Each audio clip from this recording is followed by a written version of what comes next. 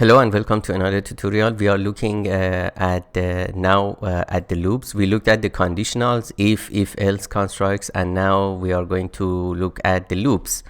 And one of the first loops that we look at are while and do while, right? These are very similar. There's a subtle difference between while loop and do while loop. And the general idea with while is that you have some sort of condition, and then you test for that condition. If that's true, you execute the body of the loop, and then you go back and check the condition again. Now that the body of the loop can have a side effect on the condition, which is the general case, right? Which is in most cases, 99% of times, you have some side effects in the body of the loop that affects the value, the Boolean value of the condition. So at some point you want to decide whether you turn this condition to false so that the loop doesn't exist anymore. So basically you write while, and then you have a pair of round brackets which accepts the argument of the while construct, which is a condition. It has to be one expression. It cannot be multiple expressions. It has to be one expression. It has to evaluate to Boolean type, true or false, right?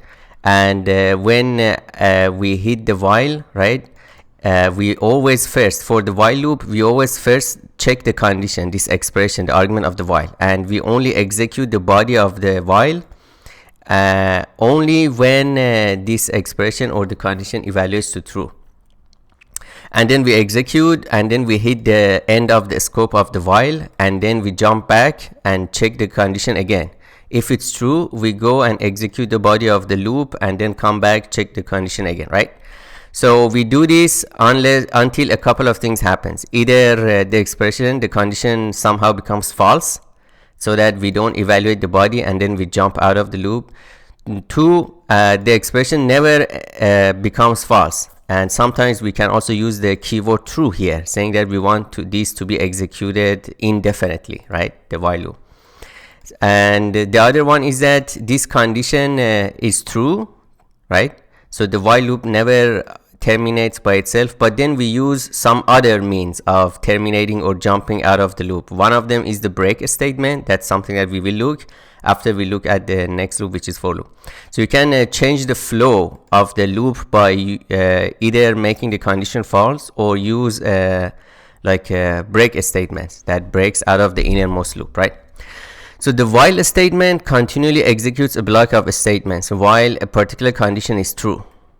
Its syntax can be expressed as this, right? So we write the while keyword, we have and the while accepts an argument, just like the if that accepts an argument, and that argument has to be Boolean. And then we can have a scope which is called the body of the while loop, and then here we write statements, right?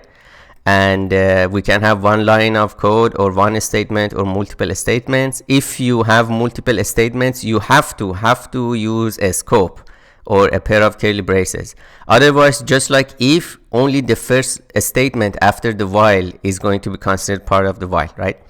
The while statement evaluates expression which must return a Boolean value. So this expression has to be a Boolean or some expression that evaluates or returns a Boolean. This could be a method call, and that method call, for example, has to return a Boolean type, true or false. If the expression evaluates to true, the while statement executes this statement in the body of the while, in the while block. We call it block or code block or the scope of the while. Any local variable you define in a scope is only limited, it's only available in that particular scope. The while statement continues testing the expression and executing its block until the expression evaluates to false. And again, the idea with the while loop is that you always evaluate the expression first and check whether it's true or false, right? Check the condition first, and only when it's true you execute the body. Even the first time we hit the while, if the condition is false, we never execute it. So there is a chance that the while statements, the body of the while, might not even be evaluated until even once, right? And that's the main difference between while and do while. Do while guarantees that you basically execute it at least once by checking the condition at the end of the block, not in the beginning, at the end, right? So while checks the condition at the beginning before executing the block.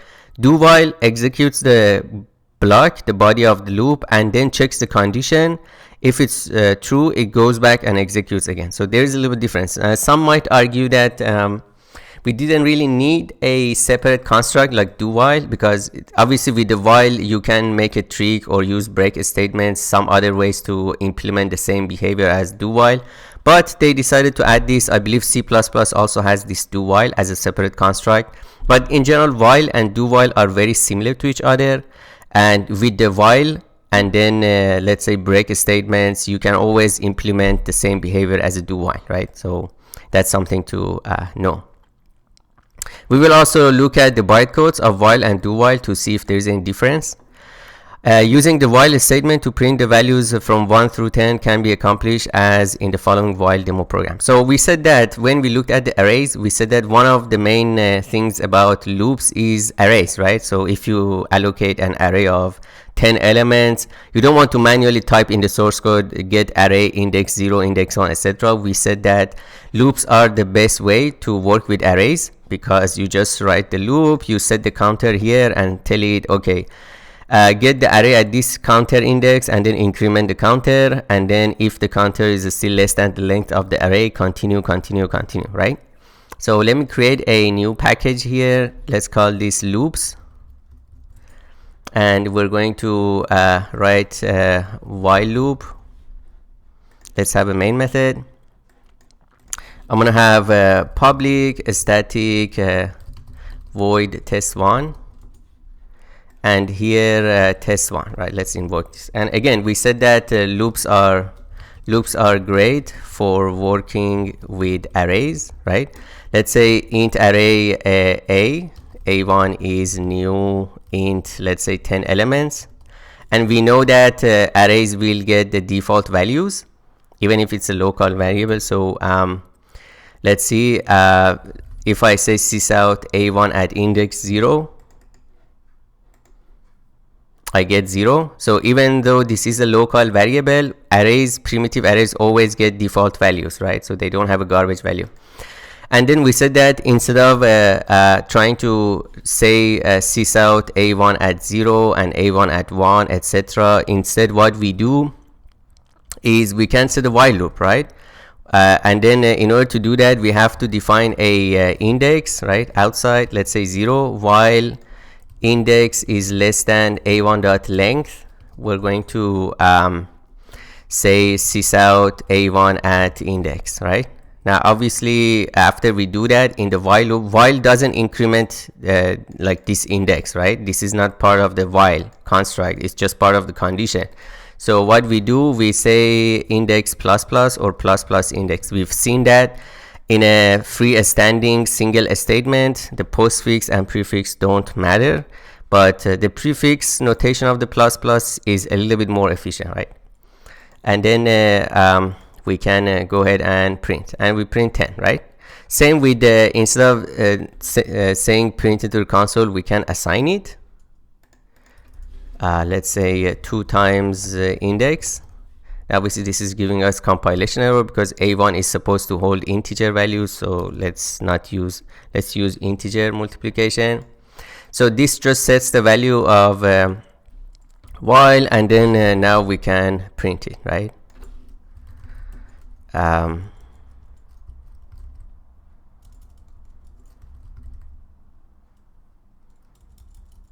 Let's see.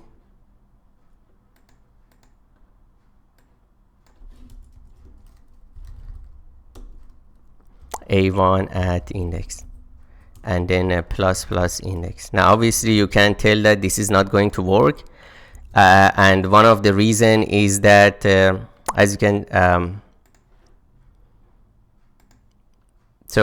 this condition never ran, because when we come out of, remember, index is defined as a local variable outside the while construct, which means it's not a local variable to the scope of while. So after we end the while loop, we still have this index, but now its value is equal to the length, and then this condition never satisfied. So when you're using while with counters, you have to be careful to reset the condition if you want to use the index again, right? Otherwise it's not going to work. That's why for going through arrays, for construct, the for loop is actually better, because the counter that you define, you can define the counter limited to the scope of the for loop, and that allows you to jump out of the loop, and then that counter, that variable, local variable, no longer exists. So you can still redefine a counter and go through the array, right? So I personally use for loops whenever I want to loop through arrays, but here I'm showing you that you can also use the while loop. While only accepts a condition, and then if you want to have an index or a counter, that then you have to define it and initialize it outside the while loop, right? All right, so we have a counter or count, while count less than 11, we print something, and then plus plus count or count plus plus, that's fine. And then at some point the condition is not satisfied anymore, and then we jump out of the while, or we say that the while loop terminates, right? We jump out. Now sometimes you want to skip over a few indices, so skip over some iterations of the loop. The way we do it, we use the continue keyword. So I'm going to say that if index equals, for example, 7, and then if index equals basically, we're going to use an if construct. If index is equals 7, just do a do sysout skipping over index 7, and the way we skip, we say that continue. What this tells the JVM is that, okay, if index is 7, go ahead, and obviously this condition is satisfied, we have to execute the body of the if, and continue means ignore everything that comes after in the while loop. Ignore everything else and jump to the beginning of the while loop. Now when we look at the bytecode, we see that the beginning of the while is actually labeled, and then when we say continue, it just ignores the rest and jumps to the beginning and jumps the condition again. And obviously if I do this, we're going to end up indefinitely with this statement, because at index 7 we jump here, index is still 7, so we come back to the loop, and then we go here. So if I run this, you will see that we end up with an indefinite number. That's the reason, is that we actually want to still hold up the increment condition, right? Plus plus index, but we're not going to do whatever happens for this particular index, right? So it says that skipping over index 7, instead of printing the value of index, we skipped over that, right? For this particular reason, we continued, so the rest was not basically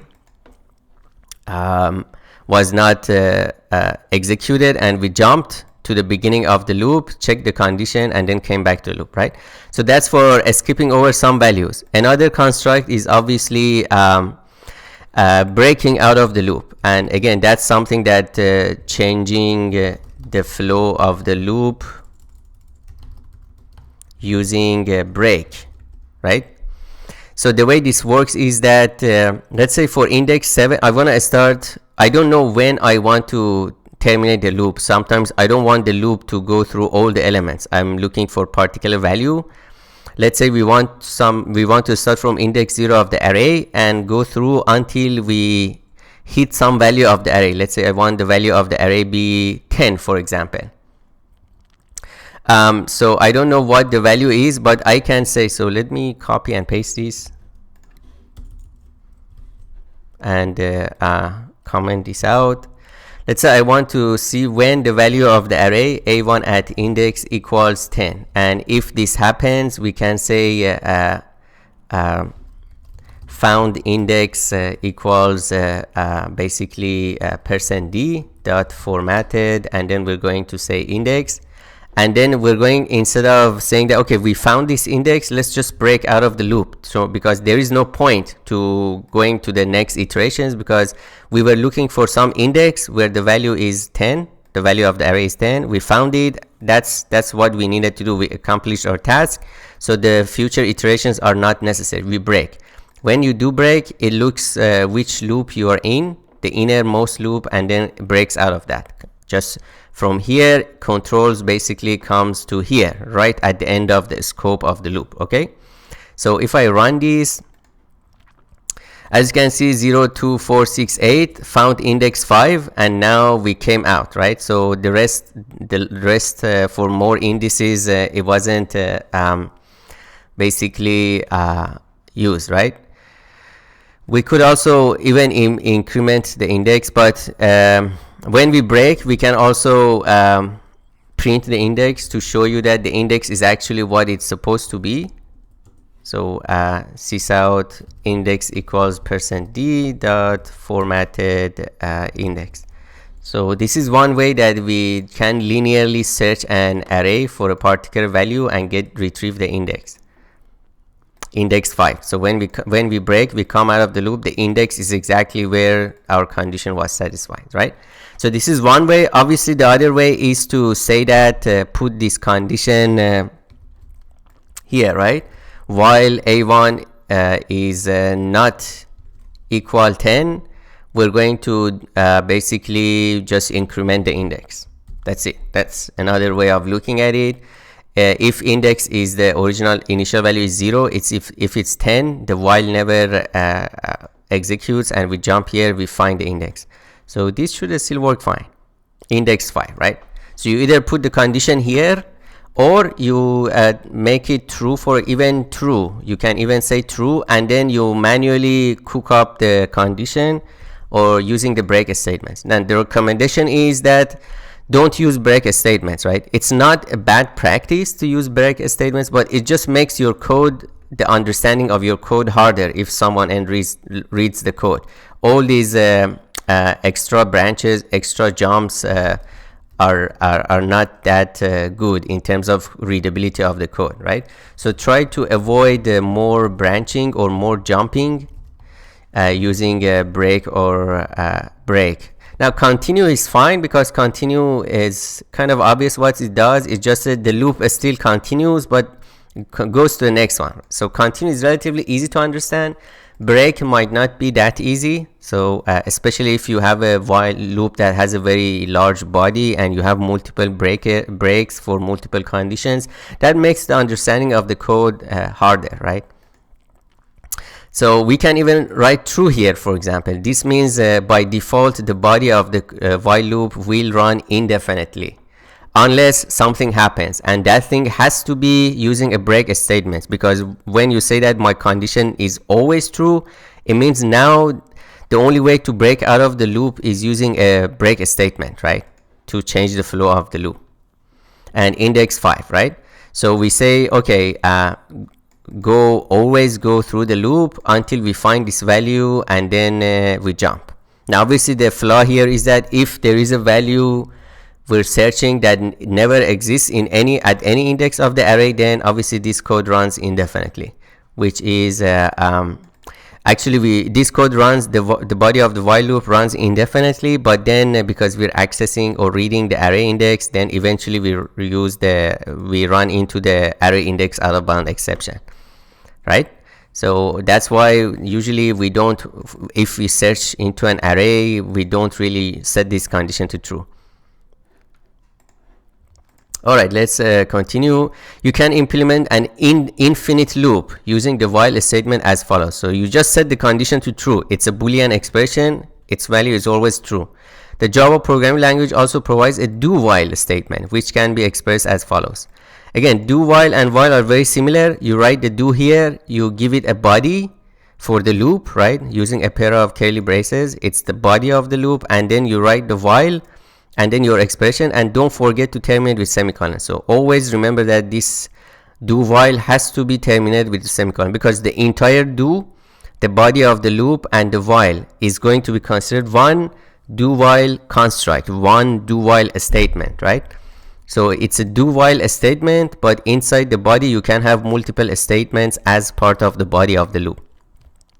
But any statement in Java, any statement has to be terminated when there is no clear body. What I mean is that for the while loop, obviously when we have a scope, there is no need to terminate with semicolon here. Actually, if I terminate, it still works fine, because this is one statement. This whole while with its body is one statement. But With the while loop, there is no ambiguity is when the while statement ends. That's why it's not necessary to have semicolon. Same with if you recall, we said that you can have if some condition and then write your stuff, right? Sys out, and then we terminate semicolon because of this statement. But if by itself, you don't really need to terminate it, right? This if doesn't have to be terminated, and if we put a block here and you put your statement here, you don't need to put a semicolon here. You can if you want to, because it is still one if statement, and obviously terminating with semicolon is kind of obvious. But if you don't add semicolon, it's clear for the Java compiler where the if ends, right? So there is no ambiguity. However, for the do while, the reason you have to have semicolon here is otherwise the compiler might assume that this while is actually a separate loop by itself, right? Because we can have a while condition by itself, while expression. That's why you have to terminate it with semicolon, so that the compiler knows that this while and expression, this is actually part of the do while construct, right? That's the main reason you have to use this semicolon. The difference between do while and while is that do while evaluates its expression at the bottom of the loop instead of top. What this means is that while evaluates the condition before executing the body, do while executes the body and then evaluates the condition, right? Which means that do while guarantees that the body gets executed at least once, the first time, before the condition is evaluated. Therefore, the statements within the do block are always executed at least once, as shown in the following do while demo program. So we have a counter, do this, and then count plus plus, while count less than 11. So even if you set the count to 11, this body will get executed, and then we see that the condition is false, and then we don't go back to the beginning of the body, right? We don't go back, and then we just jump out. And remember that there is a semicolon at the end of do while, right? Yeah, so it's guaranteed that the body is executed at least once, regardless of the condition, because for the do while, you execute the body first and then check the condition. And again, for the while, you check the condition first and then decide whether or not to execute the body, right? So I hope you enjoyed this lecture. Please stay tuned, and I'll see you in the next one.